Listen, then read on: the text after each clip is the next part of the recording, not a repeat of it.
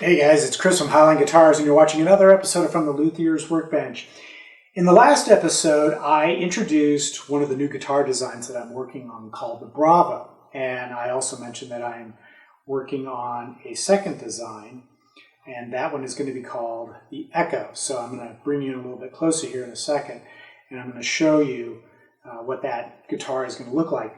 Now, what I plan to do is, as it stands right now, I have two models that I sell. One is the Apollyon and the other is the Osiris. And I have decided, for a variety of different reasons, to retire those two guitar designs and move on to the Bravo and the Echo. And the reason I'm doing that is because over the last couple of years as I've been building those guitars, I've been developing a lot of different ideas about new designs and new techniques. And a lot of those ideas just kind of got filed in the back of my mind and were stored there as I continued to work on those guitars. But I've finally reached a point where I'd like to actually put some of those ideas to work. And so I'm going to kind of dig those out and apply those to these new designs, which I'm hoping will create some really cool looking guitars, but at the same time will help improve the efficiency and the speed by which I'm able to build those guitars so I can build more of them. And another reason why I have decided to retire those two is, interestingly enough, there's been some controversy surrounding the names that I chose for those guitars, especially the Apollyon. A lot of folks have expressed concern over the fact that the name Apollyon is found in the Bible in the book of Revelations and is the name given to the devil. Well, in truth, when the Bible was originally written in Hebrew, the devil's name in the book of Revelations was Abaddon, not Apollyon.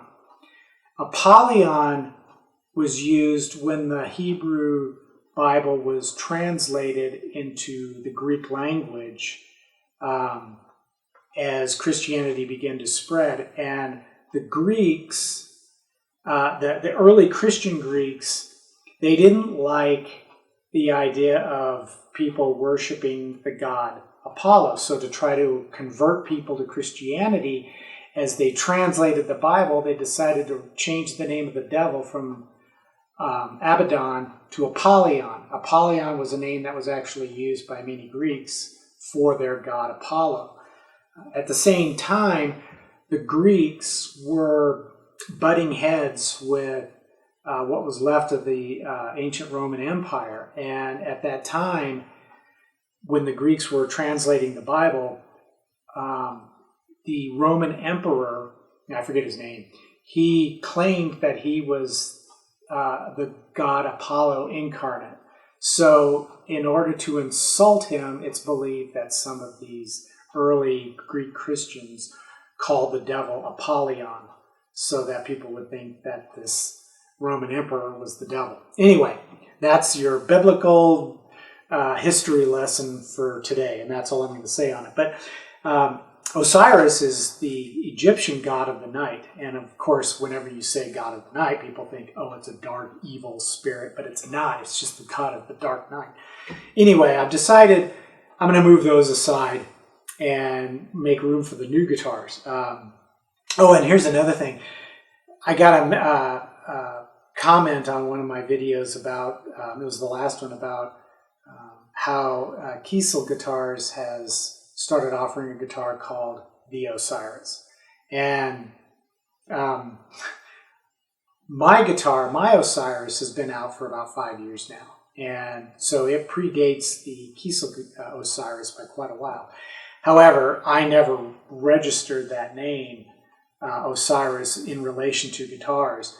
And I really don't care to.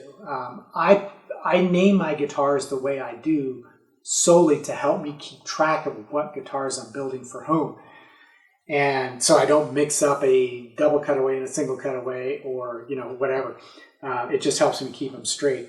And if somebody were to come along and say, Chris, you can't call a guitar an Echo or a Bravo, no sweat. I'll change the name. I really don't care. And of course, there are going to be people out there who will say, well, you can sue. Anybody who's ever gone down that path knows that in this day and age, suing luthiers and small guitar businesses is kind of like trying to get blood from a turnip. So it's pointless. And I'm not going to trademark or register it because it's just too expensive. You put all this money into it, and there's really not that much benefit to doing it. Protecting your intellectual property, big deal. In the end, I'm all about that guitar that is in that case when you pop it open. I don't care what it's named. I'm just using those names to keep it straight. So let me bring you in closer and I'll show you what this the new Echo is going to look like. And this is the guitar I showed last week. It's a single cutaway design, similar in kind of a Telecaster style shape, but a little more smoothly rounded.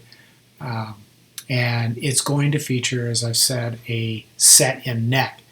And the reason why I am going to do a set-in neck is because, for me, a set-in neck is easier to do and less expensive than a bolt-in neck, because you have to remember a bolt-in neck requires hardware for installing it. The screws, in my case, threaded inserts and ferrules, and all that stuff has to be positioned, the holes have to be drilled, and then everything has to be installed. With a set-in neck, you simply put some glue on the heel and shove it into the guitar body. So in my opinion and in my experience, I've done a lot of both, the set-in neck is just easier and less expensive to do. So that's what I'm going to do with this guitar. Also, I really think the only advantage to doing a bolt-in neck is having the ability to replace the neck, which is a nice feature if a headstock gets broken or if a neck undergoes some kind of weird warping or twisting. You can easily replace it. However, to do that assumes that you have access to a new neck, and I don't carry a stock of necks for the Apollyon or the Osiris bolt-in designs. If somebody needed a neck, I would have to make one. And in truth, because every guitar is so unique, I would have to have them send the body to me so I could match the neck to it. So it just doesn't make sense. And for people who will argue about which is better, a bolt-in or a set-in, in my experience, having done a lot of both, it makes no difference. What it all comes down to is craftsmanship. If you do a lousy job of making a bolt-in, it's going to be a lousy bolt-in. If you do a lousy job making a set-in, it's going to be a lousy set-in. If you do a really good job on either one, they're both going to perform equally well. And for those of you who are insistent upon arguing the point, unless you can point me to some peer-reviewed scientific research on the subject, it's just an opinion. And an opinion in this day and age, even if it's coming from the most experienced, reputable luthiers, doesn't carry enough weight anymore. So I'm perfectly willing to do either the bolt-in or a set-in, but in this case with these new guitars, I'm going to do the set-in, and we'll see how that goes. Now this is, like I said, is the Bravo. The other guitar design I'm doing is this one. This is the Echo. And as you can see, it's very similar to the Bravo. It's just that it's a double cutaway design. Both will use the same 25.5-inch scale neck. The difference is, however, the heel shape will be a little bit different on the Echo than it is the Bravo. So they will be a unique neck for each design. Again, though, it's going to be a set-in neck. So, but like the Bravo, I'm going to do this comfort contour just on the upper half of the guitar, on the lower and the upper bout, but just on this top half. I'm not going to do it on the bottom half, and there's a couple of reasons for this. First of all, the time that it takes to CNC machine this is doubled if you do it on both sides, and when you think about it, you don't need a comfort contour on the bottom half. There's no point to it. It's really there only for visual symmetry. And I've been trying to get away from visual symmetry. I understand the point of it. Visual symmetry can be pleasing to the eye, and it creates a certain sense of familiarity and comfort and that sort of thing. But I'm trying to break out of that because I think it makes a guitar more interesting if you sort of break out of the bonds of symmetry. And that's what I'm going to try to achieve here. And we'll see how that looks and how it's received. And on the back side, of course, I'm going to incorporate a belly contour.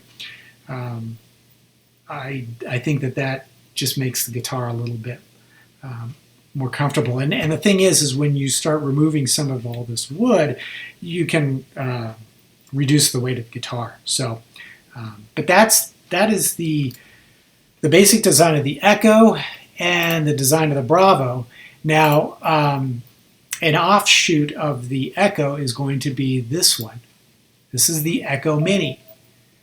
The Echo Mini is really unique in that it's a 22.5-inch scale, 22 fret neck. And this is going to be designed for kids. Now, I've always believed that kids should learn to play a guitar on a full-size guitar, but a lot of parents, when they're shopping for guitars, feel they have to buy their kids a smaller guitar when their kids are really young. So I'm going to go ahead and build one for that purpose. But what I'm going to be doing is I'm going to incorporate a Rickenbacker Bridge. And the reason for that is that the Rickenbacker Bridge has a string spread of just over 1 7/8 inches. So it's narrower than the standard 2 1/8 or even the 2 1/16 inch import string spread. So this will make for a neck which is going to be quite a bit more narrow from top to bottom. And assuming I make it a thin neck, this should be a very comfortable neck for kids with small fingers. And what I'm kind of curious to see is how this guitar will be received, not just by kids, but could there be a market for a guitar like this for adults who just like a small guitar with a shorter scale that's a little more compact? And especially, when you look at a guy like Steve Vai playing guitars, look at his fingers. We don't all have fingers like that. Look at Jimi Hendrix's fingers. Those are fingers that a guitar player dreams of having. But a huge percentage of the population doesn't have fingers that long. So maybe a neck like this might be something more attractive to a player with small hands. But we'll see. This one's going to be... I will actually start constructing this one fairly soon because I already have a customer for it. But there you have it, basically the Bravo, the Echo, and the Echo Mini. And we'll see where these guitars lead Highline guitars in the coming year. Well, that's all the time I have for this week's episode of From the Luthier's Workbench. I was going to do an update on current projects, but the other day I was assembling the cow skull guitar. In fact, I was cutting slots in the nut when I looked at the body and I thought, I'm going to do something a little different. So I decided to kind of change the way I'm finishing that body. And I will probably talk a little bit more about that in next week's Quick Tips for Luthiers episode. I usually post those up on Wednesdays. And then my From the Luthier's Workbench, I try to post on Fridays. But I will try to explain more about what I'm doing in that episode. Of course, that could change, but we'll see what happens. I would encourage you, if you don't already subscribe to my channel, to go ahead and subscribe and set your notifications so that you can be made aware of when I post new videos. There's basically 2 a week that I'm putting out there. So, but that's all I got for this week, and I hope you have a great weekend and that your next week is a good one. And until the next episode, take care and we'll see you soon.